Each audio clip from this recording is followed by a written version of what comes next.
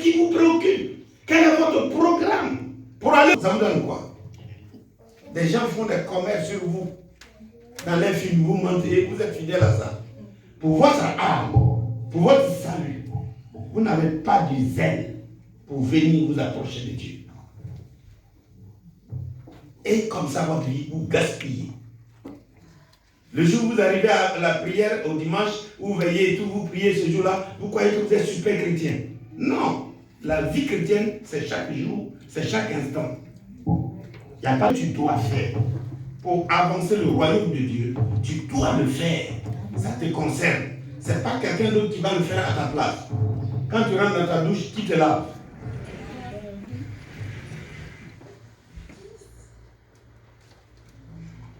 Gloire à Dieu. Alléluia. Alléluia. Ayez du zèle et non de la paresse. Soyez fervents d'esprit. Servez le Seigneur, servez le Seigneur. Parce que si on ne peut pas le servir dès maintenant, il n'y aura pas de temps pour le servir après, mes frères et sœurs. Il n'y a pas un temps pour ça, c'est maintenant. Pendant que tu as la vie, pendant que tu es jeune homme, pendant que tu es là encore frère, pendant que tu es là madame, pendant que tu es en bonne santé, c'est le moment de pouvoir servir Dieu. Alléluia. Si tu ne reconnais pas cette richesse, cette grâce que Dieu te donne là, c'est que tu n'as rien compris. Il y a d'autres qui sont sur les lits d'hôpital. Leurs heures sont comptées pour mourir. Ils auraient souhaité, et ils regrettent leur vie, ils auraient souhaité être en bonne santé, être fait là, solide. Si vous leur dites, qu'est-ce que tu vas faire de ta vie maintenant? Il allait faire une bonne utilisation de sa vie. Gloire à Dieu. Alléluia. Il dit, réjouissez-vous en espérance, parce qu'on a Dieu. Mais ça ne l'a pas freiné de faire le travail de Dieu, le service de Dieu. C'est l'orgueil qui te fait dire ça. Tellement tu te donnes des considérations. Alléluia. Amen. Mais si tu te donnes tant de considérations, tu deviens ton Dieu toi-même. Tu ne peux plus servir Dieu. Or, pourtant, demain, là, quels que soient les hauts à autour, là, et vous voyez, ces choses, et je reviens là-dessus, avec toute cette foule qui a accompagné, comment ça s'appelle? Arafat.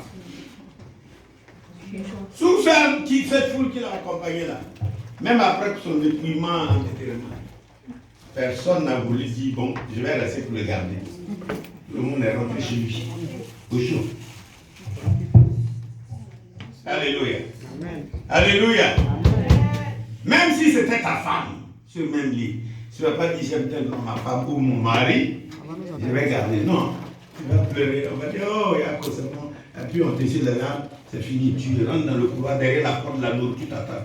Tu manges bien, tu essuies ta bouche, tu sors et tu fais la mine série.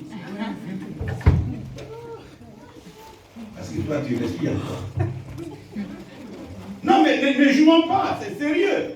On dirait qu'on a comme l'impression qu'on fait des choses d'apparence, pas profond, on s'amuse, sans savoir la réalité de notre vie. Notre vie, chaque chose a son temps. Il y a un temps pour naître, il y a un temps pour adorer Dieu, Ecclésiaste a dit. Il y a un temps pour chercher la face de Dieu, mais il y a aussi un temps pour mourir. Il y a un temps pour mourir. Et tu en as vu. C'est pourquoi faire? Servir Dieu. Dieu te donne son temps, il te donne la vie, et c'est toi qui l'utilises comme tu veux. Ah, je n'ai pas le temps. Tu es maître de temps. Tu as le pouvoir de retenir le souffle de vie de tes narines. Je n'ai pas le temps. Je n'ai pas ceci. Qu'est-ce qui t'occupe tant pour ne pas avoir du temps pour Dieu? Et Dieu devient la dernière de nos préoccupations, de notre chose. En fait, tout quand on n'a plus rien à faire, c'est là qu'on se tourne vers Dieu. On ne se moque pas de Dieu. C'est qu'un homme sème, il le récoltera. Cherchons la face de Dieu. Parce que si Dieu veut qu'on t'oublie, on va t'oublier. Et si Dieu veut qu'on ne t'oublie pas, tu ne seras pas. C'est dans le service de Dieu vient l'élévation. C'est dans le service de Dieu que tu deviens important. Amen. Quand tu peux servir ta soeur, quand tu peux aider spirituellement ton frère ou ta soeur, quand tu sais faire ces choses-là, au lieu de te venger, au lieu de devenir une gangrène ou de devenir, comment dirais-je, vénin, si tu peux aider quelqu'un, ça lui fait la joie. Tu lui rends service. Tu sers Dieu de cette façon aussi. Alléluia. Amen. Alléluia. Amen. Et quand, au début même, Dieu, c'est ce qu'il disait à son peuple. Quand vous lisez dans le livre d'Exode 30, 25, verset 23, il disait au peuple, vous pouvez noter simplement, il dit, vous servirez l'Éternel, a dit Dieu. Il dit, vous servirez l'Éternel. Il a commencé par là. Vous servirez l'Éternel. Et il éloignera la maladie du milieu de vous. Ça veut dire, en servant Dieu, il éloigne, il n'a pas dit tu ne vas pas tomber malade, mais il va éloigner la maladie du milieu de toi. Il bénira ton pain et ton eau. Il dit, il n'y aura dans ton pays ni femme stérile, ni femme qui avorte. Et il conclut, quand vous lisez bien le verset, je remplirai le nombre de tes jours. Vous voyez, vous comprenez ce que ça veut dire? Quand tes jours ne sont pas vides, quand tes jours sont bien remplis, parce que la présence de Dieu est dans ces jours, c'est la gloire de Dieu dans ta vie. Amen. Pourquoi il y a des chrétiens qui disent ici, dès qu'ils arrivent à la maison, ils sont abattus, ils sont découragés. On dirait qu'il n'y a pas Dieu dans leur vie. C'est ici, ils ont la petite joie. Quand ils arrivent là-bas, c'est le découragement. Ils sont devenus exactement comme l'esprit qui anime le monde. Pourquoi? Mais on appelle la spiritualité à la légèreté, dans l'amusement, dans le superficiel. Et ça fait qu'on ne ressent pas la véracité de la parole de Dieu dans notre vie.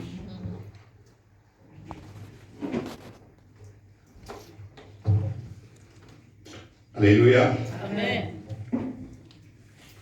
Voyez-vous, et ça, ces paroles, tu dois aller les méditer profondément.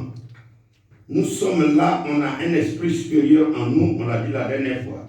Ne rendez pas le mal par le mal. Vous savez, le spirituel, ce n'est pas quand on dit prier sans cesse là. Ce n'est pas le fait de dire, Seigneur, j'ai prié pendant 4 heures du temps. Non. C'est dès qu'une mauvaise pensée rentre en vous, immédiatement, il faut la déloger. Amen. Il faut la déloger et ne pas l'entretenir. Voilà les vraies prières. C'est pourquoi il faut savoir discerner qu'est-ce qui est de Dieu, qu'est-ce qui n'est pas de Dieu. J'écoute quelque chose, tu me dis quelque chose. Si je sais que ce n'est pas de Dieu, ça ne m'arrange pas. Mais c'est ma responsabilité de retenir ou de ne pas retenir. Je l'enlève ça. J'appelle ça livrer. La mauvaise graine, je l'enlève. Si je trouve que c'est bon, je l'arrose. Et puis je dis, bon, voilà, je suis symboliste, point final. Il n'y a pas que ça. Gloire à Dieu. Alléluia. Je suis apôtre. C'est graduel, c'est le grand nom même. Je suis diaconesse, je suis diacre. C'est le grand nom. Et puis stop. Non. Qui qu'on soit, on peut mieux faire. Quand on prête sa pensée à Dieu, quand on se dispose pour Dieu. Mon patron vient en retard. C'est pourquoi je ne viens pas à l'église et toutes les choses. Mais il faut prier, il faut sortir de là. Dieu est capable de tout. Sinon, ici, là, même dans Alfortville, là, autour de la clôture, là, si ceux qui sont autour de la clôture viennent à l'église, là, on est nombreux. Et c'est ceux qui sont à des kilomètres, souvent qui viennent, comme pour Gombo.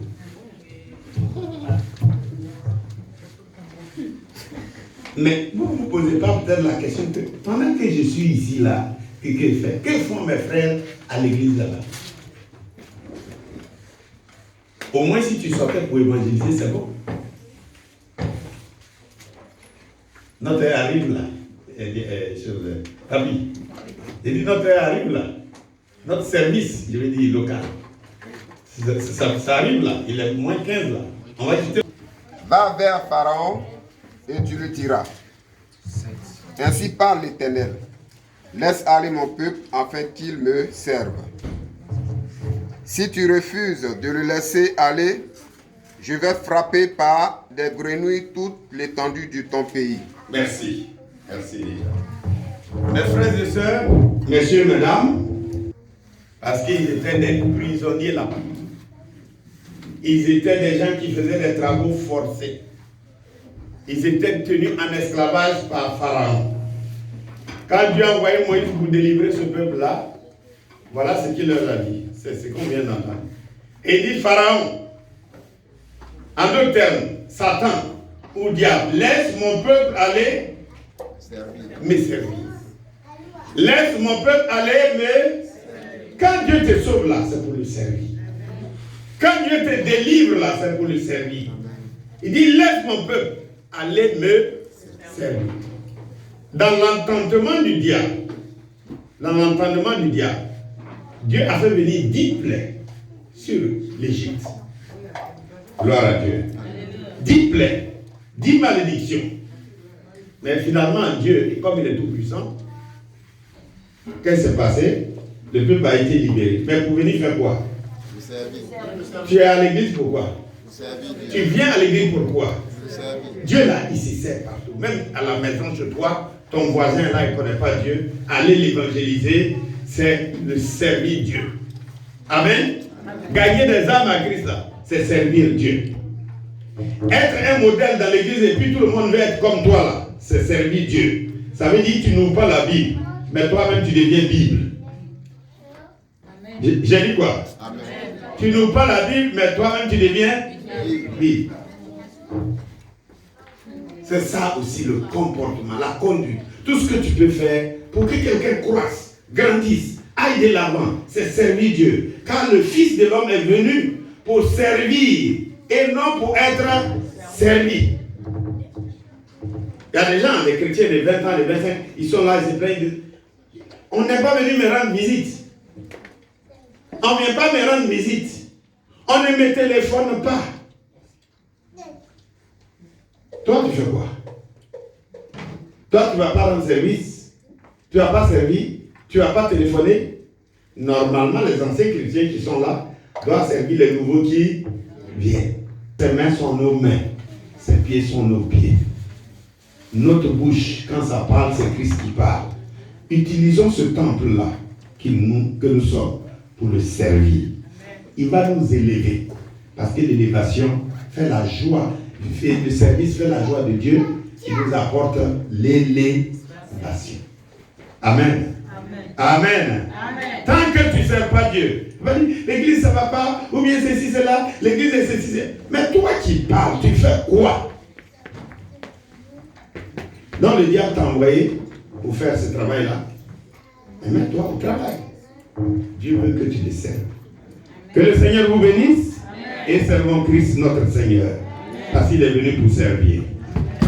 On se tient debout.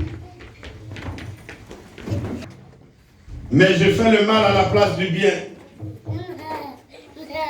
Je veux le faire. Mais il y a une loi intérieure qui lutte contre moi et qui m'empêche de bien faire. Regarde Dieu là où tu es, les yeux fermés. Regarde Dieu où tu es dans ton lieu là-bas. Et regarde Dieu, ta vie de chaque jour.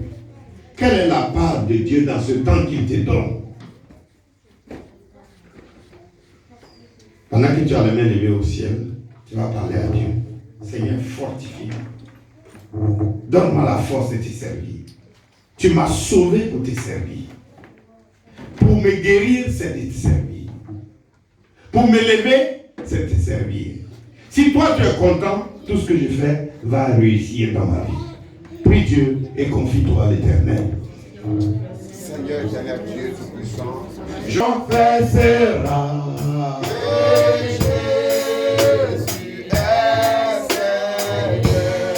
Il est sauveur.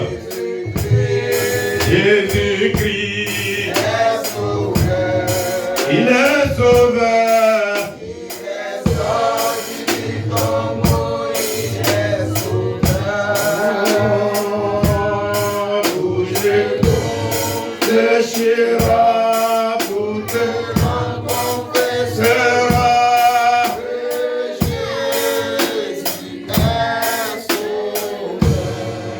Tu vas prier après moi, Seigneur Jésus. Je te remercie pour ta parole. J'ai la volonté, mais je n'ai pas le pouvoir. Donne-moi ce pouvoir de te servir, de mettre mon corps, mon âme, mon esprit à ta disposition pour faire ton œuvre, pour voir ton cœur se réjouir et voir ma vie être élevée. Seigneur, fortifie-moi et délivre-moi des occupations vaines, des choses du monde qui me retiennent, pour que mes rendez-vous avec toi soient honorés et que ma bouche parle de ta part et que mes pieds aillent là où tu veux que j'aille et que je fasse ce qu'il faut faire pour l'agrandissement de ton royaume. Merci Seigneur de ce que tu donnes force à ce corps de t'obéir et de te servir dans le nom de Jésus notre Seigneur. Amen.